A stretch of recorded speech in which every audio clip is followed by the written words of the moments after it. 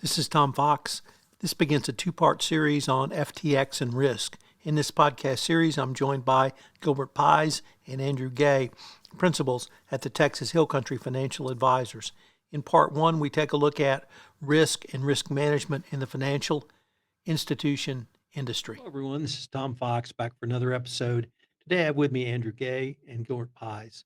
And Andrew has a quick disclaimer to read before we get started for our pod. Andrew? Hi there. Securities and investment advisory services offered through Next Financial Group member FINRA SIPC. Texas Hill Country Advisors is not an affiliate of Next Financial Group. This material is not intended as an offer or solicitation for the purchase or sale of any security or other financial instrument.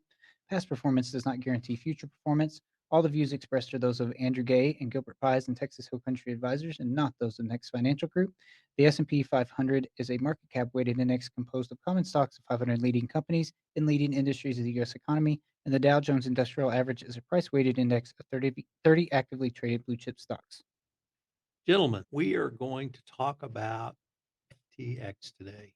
And I would say it's one of the biggest scandals ever, but really it's just in a long line of financial scandals. We have all been researching it, looking at it, talking about it. The topic of crypto, we've all discussed together. And so I wanted to get together and take up a couple of topics that may not seem directly related to FTX, but I think they are, and I think you guys do too. It really involves the issue of risk. And I wanted to visit with you guys because you come out of a background of financial services, banking, and you're now financial advisors as well. But I wanted to start off with your prior career in financial institutions, i.e., banks. And start with kind of the basics. What do banks think about risk? Obviously, if you have money, you have risk. And if I put $5 in my checking account, the bank's not going to let it sit there. It's going to use that money. So how does a bank think about risk on a very big picture basis? I think so. There's a few ways to slice and dice that answer for us, and I really think because our background, I actually Andrew Gay here. I worked for the actual bank that was the banking institution that was a conglomerate, if you will, for who we worked for. And Gilbert was a financial advisor, still worked for the same parent company, but worked for a subsidiary as a financial advisor and just happened to be located in our bank branch that we worked in. So I was a myriad of different things. I worked my way up through the ranks there. And I would say I can start off by sharing some of my experience around some of even like the physical controls. And then Gilbert, if you want to take it over from there about what your side might have looked like. Because even though we were in the same geographic location, it's still a little bit different, especially when it comes to risk management. On the very bottom level, I would say you have things in the bank that even as a licensed private banker that I was at the time, I still participated in all of those controls, which would be things like dual control. Every time we accessed anything that had client information or even like money in the actual vault, everything was signed off on with two people. They had physical controls in place. Every single little detail you could think of was under the scope of risk management somehow. And even though they would tell us that their number one priority was serving clients and customers and doing right by them, it seemed like risk management was always a close second, but it really at times felt like risk management was number one on their list. So yeah, so I would be a part of those physical controls, but whether it was accessing client information or doing physical tasks inside the bank, they had those controls wrapped around all of that. So what else do you want to add to that, Gilbert? I would say this that the financial services industry is one of the most highly regulated industries in this country.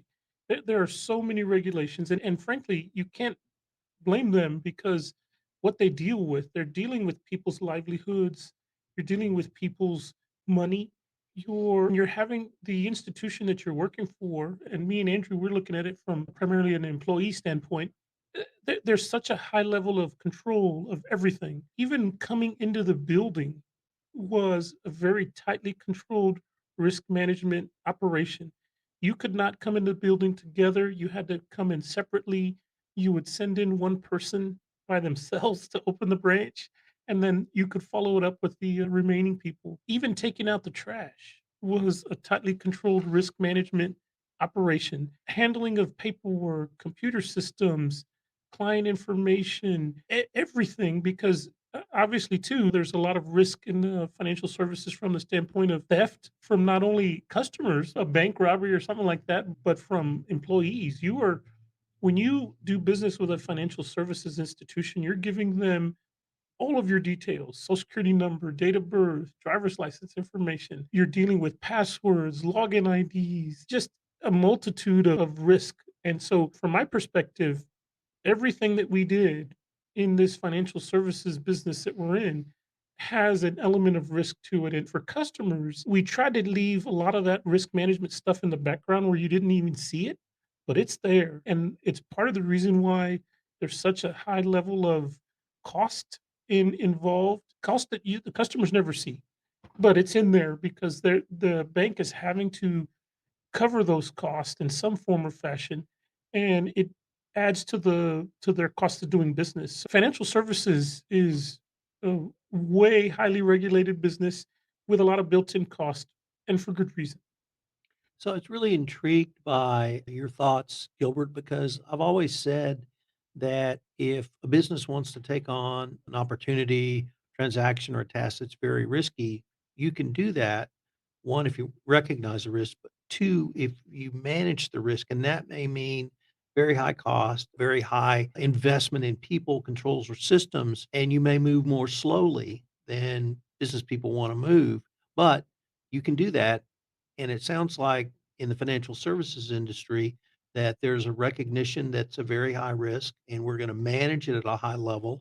It may cost a little more, it may be a little slower, but that because either the regulators have said this is high risk or we perceive this is high risk as an institution, we're going to take those steps. Would that be a fair assessment?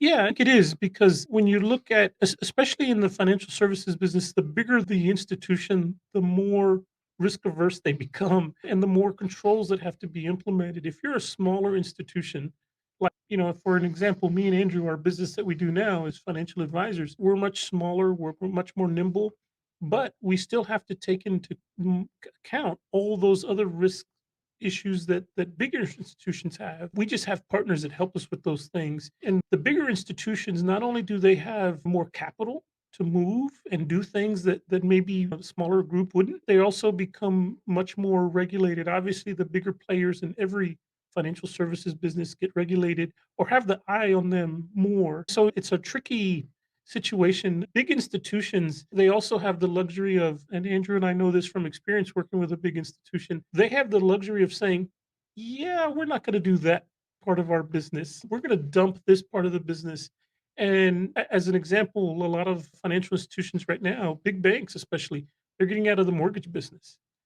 They don't wanna do mortgages, too much risk. There's a perception there that there's a lot of risk that they have to control and mitigate, but the cost involved to do that is such that there's not enough profit in it for them to do it anymore. So a lot of big financial institutions are getting out of the mortgage business. Doesn't mean you can't get a mortgage, you're just not gonna get it from a big financial institution like you could have a year ago or 5 years ago.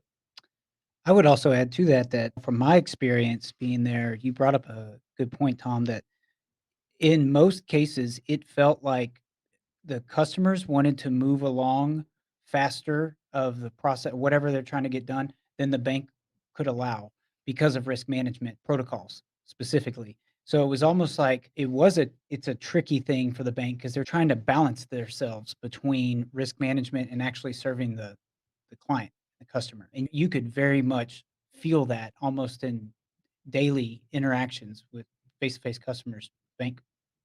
Let me pick up on customers because I'm a customer. My financial institution have been for a long time, but banks either do or have to view customers as a potential risk.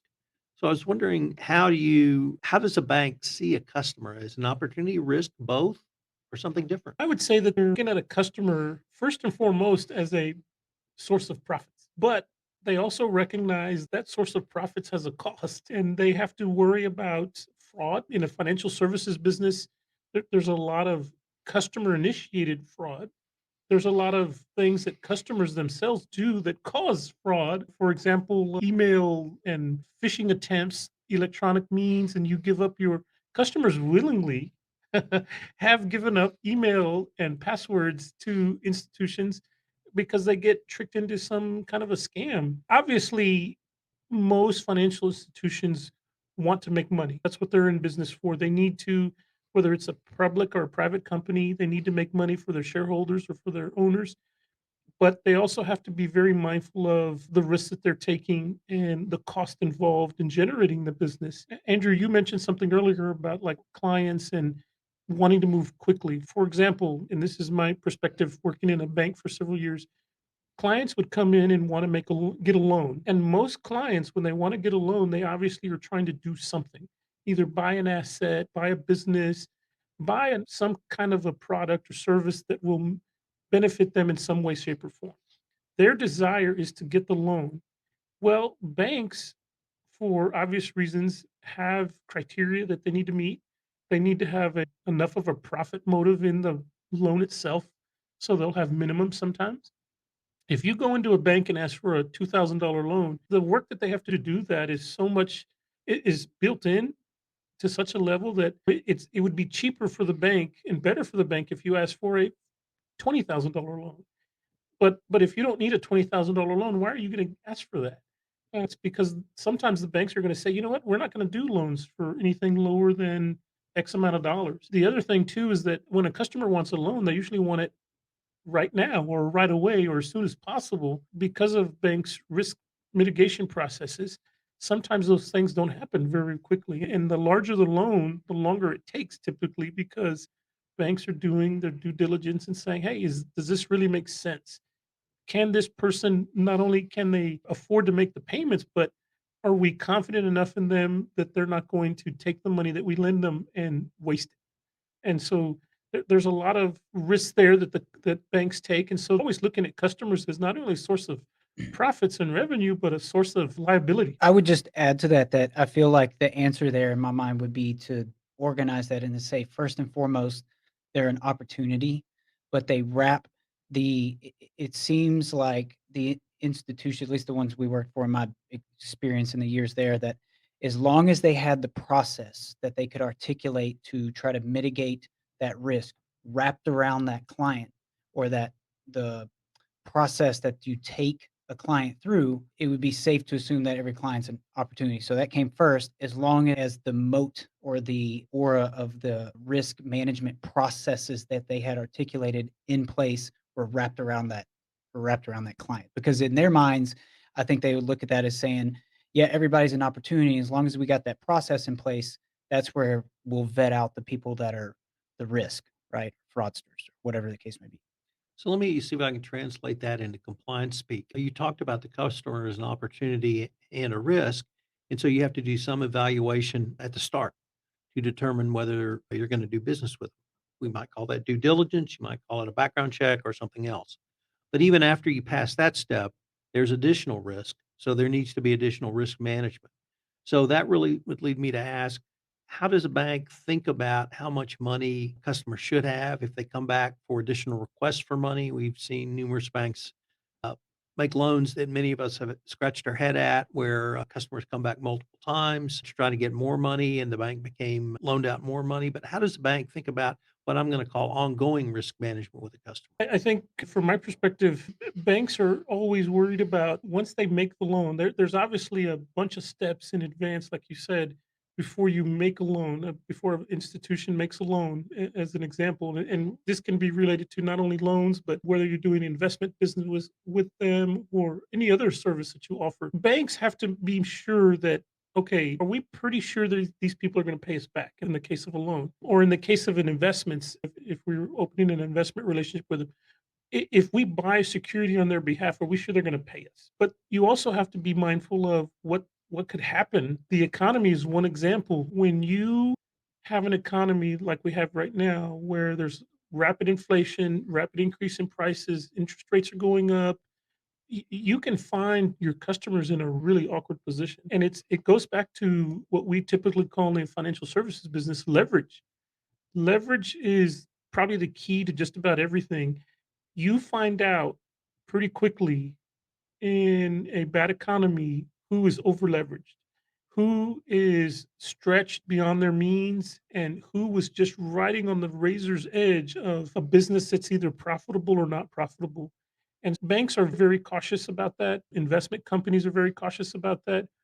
Who are you? Who are we doing business with? Why are we doing business with them? And what's the potential for future problems? And all of those questions are asked before we even do business with somebody. There's a lot of regulations. Know your customer is very, very common in the financial services business. Who is this customer? Where they're from? Where do they make their money from? How do they do it? Where do they do it? What's the likelihood for that to continue? But banks use other systems. Check systems is a good example.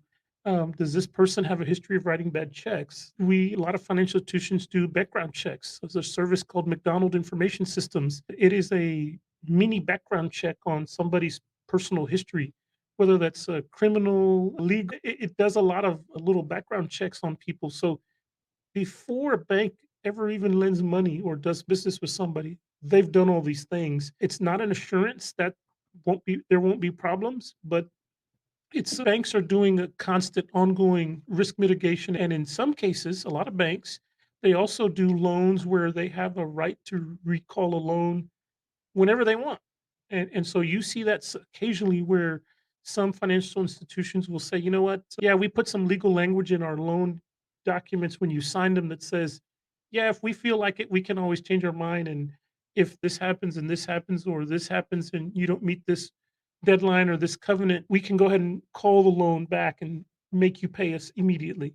A lot of people don't realize that, but it's in a lot of loan documentations, and a lot of businesses and individuals sometimes have to provide follow-up details, tax returns, balance sheets, things of that nature that will minimize the amount of worry that banks have. And they'll usually put those things in documents too. People don't realize it, but it's in there. And I also think that technology, from my perspective, I really think that the institution we worked for was really good about trying to implement. They weren't necessarily good about user friendly technology, but their internal systems were great. So like their perspective, I think, was that they had enough internal technology monitoring, even of ongoing monitoring of clients' accounts, to kind of peg when someone would take a wrong turn, or this was not the right this decision had too much risk involved based on our algorithms and the monitoring and all this kind of stuff. But I think like their view of that was that if that would catch 90% of risk that they didn't want to take right up front, and then on to layer on top of that, I think they believed that if they could train the humans that they had working for them on the ground floor to be able to penetrate that last 10% it was, well, then they're just being stellar rock stars in the risk management space, because that was like the edge. I feel like they did so much back behind the scenes work to try with technology to try to mitigate a lot of those risks, and profiling customers and accounts and relationships to monitor that on an ongoing basis, that if they could get the humans up to speed with that, then they were really rocking and rolling in the risk management division. I really and truly feel like that's how they looked at that. Gentlemen, unfortunately, we are near the end of our time for this episode, but before we leave, I was wondering if our listeners wanted any more information on yourselves or the Texas Hill Country Financial Advisors. What would be the best place for them to go? Website, texashillcountryadvisors.com, or you can straight up give us a call on our landline, 830-955-9900, or you can just come out of the office. That's fine too. We're on the 5th floor of the Kerrville South Tower, right off of Sidney Baker South, next to a Japanese hibachi restaurant, Bonsai, and across the Bonsai? street from the small HEB here in Kerrville, Texas. Right, right. Or you can check us out on Facebook. Oh, yes. We also do Facebook, YouTube, LinkedIn. That's We right. we do distribute. We have a live show and podcast, if you will, on Facebook, YouTube, and LinkedIn that we do live every weekday.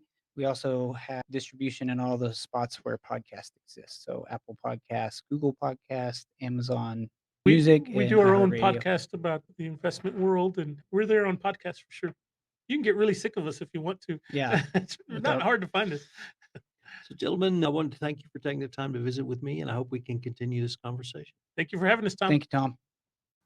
This is Tom Fox again. Thank you for listening to this episode. I hope you will join us in part 2, where we take a look at questions individual investors should ask around background, due diligence, and domicile of investment opportunities, and how and why these questions were not asked by large institutional investors in FTX.